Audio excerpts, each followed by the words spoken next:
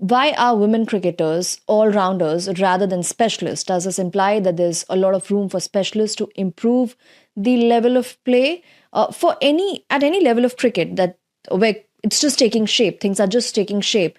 We see that there are a whole lot of all-rounders. So how does that actually work?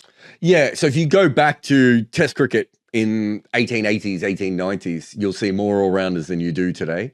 If you look at associate level, you see more all-rounders. If you look at women's cricket. Exactly. So anywhere, you look at someone like Richie Berrington, the captain of Scotland.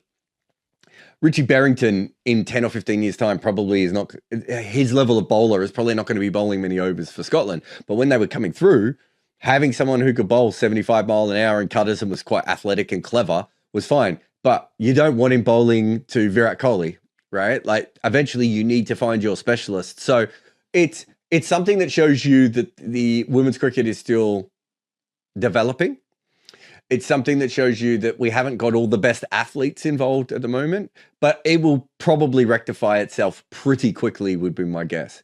So when you are going up against if you think about if you compare Ellyse Perry to Ben Stokes, right? So Ellyse Perry, when she started her career, her athleticism was so off the charts that most women couldn't even compete with her natural athleticism, right?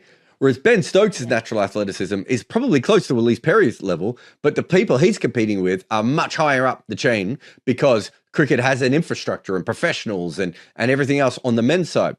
And it's the same with her batting. She didn't really have to learn batting all that quickly because she was in the side to bowl and she could slowly develop. Whereas you look at someone like Sam Curran, who's another very good all-rounder, it's like his skills haven't developed quick enough because he doesn't have a natural advantage over anyone. So the only way for Sam Curran to get better is by constantly improving. Whereas Ellyse Perry was bowling at like 76 miles an hour when no one in women's cricket was. It didn't matter. She could develop at whatever pace that she wanted to, right?